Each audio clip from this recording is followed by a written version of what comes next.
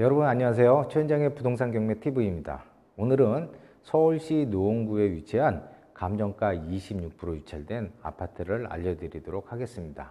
이 아파트의 강점은 역세권 아파트이며 1억 원대 갭 투자가 가능하고 향후 재건축을 바라볼 수 있습니다. 자, 그럼 최현장의 부동산 경매 TV 출발합니다.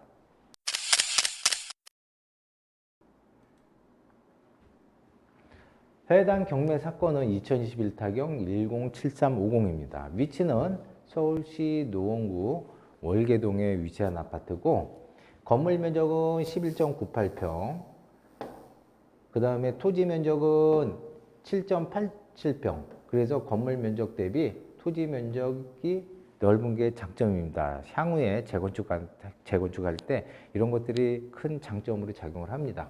그 다음 감정평가액 5억 2천이고 26% 유찰돼서 1억 3,600의 경매가 진행되는 사건이에요.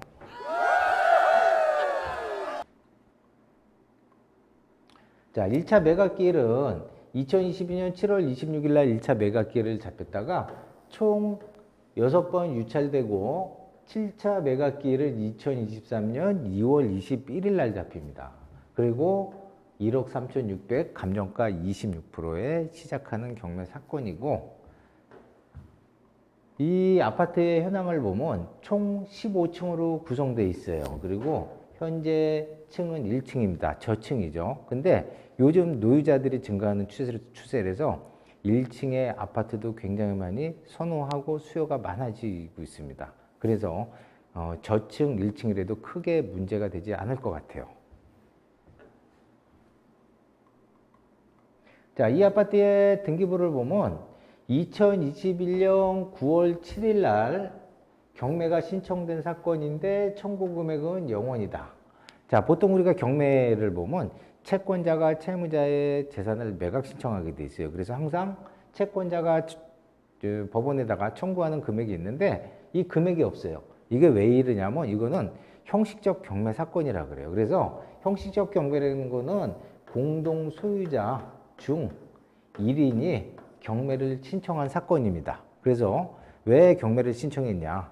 자, 우리 공동 소유의 부동산을 매각하기 위해서는 소유자 전원의 합의가 필요해요. 근데 한 사람은 팔자 그리고 나머지 다른 사람이 매각에 반대를 하게 되면 이 한 사람은 법원에다가 이 부동산을 나눠주세요라고 공유물 분할 청구 소송을 제기할 수 있어요. 그래서 공유물 분할 청구 소송을 공동 소유자 중 1인이 제기하게 되면 전체 매각에 합의가 안 되면 법원은 이 소송을 제기한 사람한테 경매를 신청할 수 있는 권리를 줘요. 그러면 이 사람은 경매를 신청해서 이 부동산을 매각한 다음에 그러면 법원은 이 공동 소유자의 소유권 비율대로 이 매각해서 돈을 나눠줍니다. 이거를 우리가 공유물 분할에 의한 형식적 경매라 그래요. 그래서 이 사건은 공유물 분할에 의한 형식적 경매 사건이다 이렇게 보시면 되고요.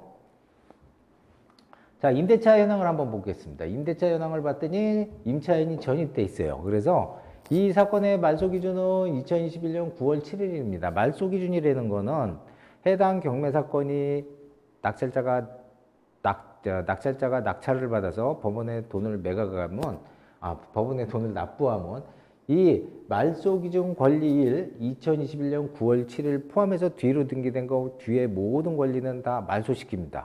근데 반대로 2021년 9월 7일 이전에 이렇게 전입이 돼 있고 이전에 등기가 돼 있으면 말소 기준 권리 이전 모든 권리는 낙찰자가 인수하게 돼 있어요. 그래서 2021년 9월 7일 이전에 이렇게 전입한 임차인을 우리가 선순위 임차인이라 그래요. 선순위 임차인 같은 경우에는 보증금 전액 또는 일부를 법원에서 배당받지 못할 경우에 낙찰자가 보증금을 인수하게 돼 있어요. 그럼 이 선순위 임차인이 법원에서 배당을 받는지 못 받는지 확인하려고 그러면 첫 번째는 배당 요구 종기란에 임차인이 배당을 요청을 했어야 돼요. 법원에다. 근데 여기 배당 요청한 일자가 없죠. 왜 그러냐? 임차인이 법원에다가 보증금 돌려달라고 하지 않았기 때문에 그래요. 그래서 배당 요청하지 않았다 그러면 임차인의 보증금 2억은 낙찰자가 인수하게 됩니다. 즉 인수라는 거는 이 임차인이 계약이 종료가 되면 낙찰자가 보증금을 반환해줘야 될 의무가 있다. 이 얘기예요. 그래서 그럼 이 임차인은 왜 법원에다 배당 요청을 하지 않았을까요? 임차인은 아직 계약 기간이 남아있기 때문에 잔여 계약 기간을 그대로 유지하겠다는 얘기예요. 그러면 차후에 계약이 종료된다면 낙찰자가 2억 돌려줘야 된다. 그래서 1차적으로 임차인이 배당받으려면 배당 요구 종기란에 배당 요청해야 되고요. 두 번째는 확정일자가 말소 기준보다 빨라야지 먼저 배당받습니다. 근데 이 임차인은 배당 요구를 안 했기 때문에 결론적으로 배당받지 못한다. 즉 2억은 낙찰자가 인수해야 된다 이 얘기입니다. 그래서 이 아파트의 장점 1억대로 갭 투자 가능합니다. 자, 서울에 1억대로 갭 투자할 만한 곳이 그렇게 많지 않아요. 그렇지만 이 아파트는 또 1억대 갭 투자 가능하고 또 이 아파트의 장점이 있습니다. 그러면 이 아파트의 장점을 한번 보도록 할게요. 이 아파트를 보면 일단은 지도를 보면 자, 여기 월계역이 있어요. 월계역. 1호선 월계역 있죠. 월계역이 있는데 지금은 역세권이다. 자, 월계역 역세권인데 자, 여기 보면 단지가 3단지, 1단지, 2단지가 있다. 그래서 나중에 재건축하기도 좋겠죠. 이 아파트 준공연한은 1995년. 나중에 재건축 연한이 되면 재건축 가능하고요. 그 다음 월계역이 있는데 이 월계역이 나중에 2026년에 더블 역세권으로 변합니다. 즉 서울 경전철 동북선이 여기 올라와요. 그래서 현재 1호선만 있다가 더블 역세권으로 변한다. 1호선 하나 있는 거하고 더블 역세권 2개 있는 거하고 부동산의 가치는 틀려집니다. 그러면 동북선을 한번 보도록 할게요. 어떻게 올라오는지.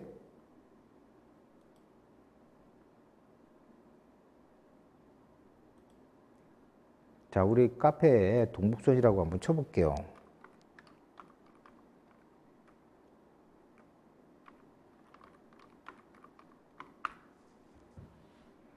동북선 쳐보면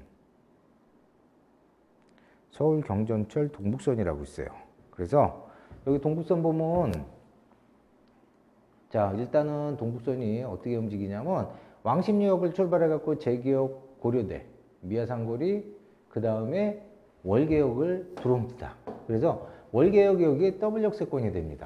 지금 현재 여기 더블 역세권이 되고 그래서 이거는 벌써 착공에 들어갔어요. 2019년도 착공에 들어가서 2026년도 완공 계획을 가지고 있습니다. 2026년도에. 그래서 이거는 이제 우리가 앞으로 3년이 지나면 더블 역세권이 된다. 큰 장점 중에 하나입니다. 그리고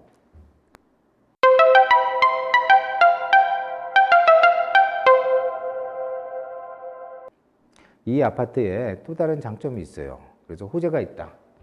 그래서 1억대 갭 투자가 가능하고 호재가 있는 아파트입니다. 그래서 더블역 첫 번째는 이제 더블 역세권 지역이다. 두 번째는 자, 지도를 조금 내리면 자, 여기 광운대역이 있어요. 그래서 보통 월계역하고 한 800에서 900m 위치해 있고 도보로도 걸어갈 수 있지만 초역세권 지역이기 때문에 그냥 타고 한 정거장 이동해도 되겠죠. 그래서 광운대역으로 들어오면 이제 광운대역이 GTX C의 정착역입니다. GTX C 구간. GTX C 구간은 수원에서 양주 덕정까지 가는 노선이다. 그 중에 여기에 GTX가 들어오고요. 광운대역에서 GTX를 타면 강남 삼성역까지 10분대 진입이 가능합니다. 그래서 강남 진입이 굉장히 빠르죠. 자, 그 다음에 이 광운대역 위치를 보면 자, 여기 보면 철도 기지창이에요. 그죠? 그래서 여기 광운대 역세권 개발 사업을 서울시에서 실시를 합니다. 자, 그러면 광운대 한번 보도록 할게요. 자, 카페에다가 광운대라고 쳐볼게요. 광운대.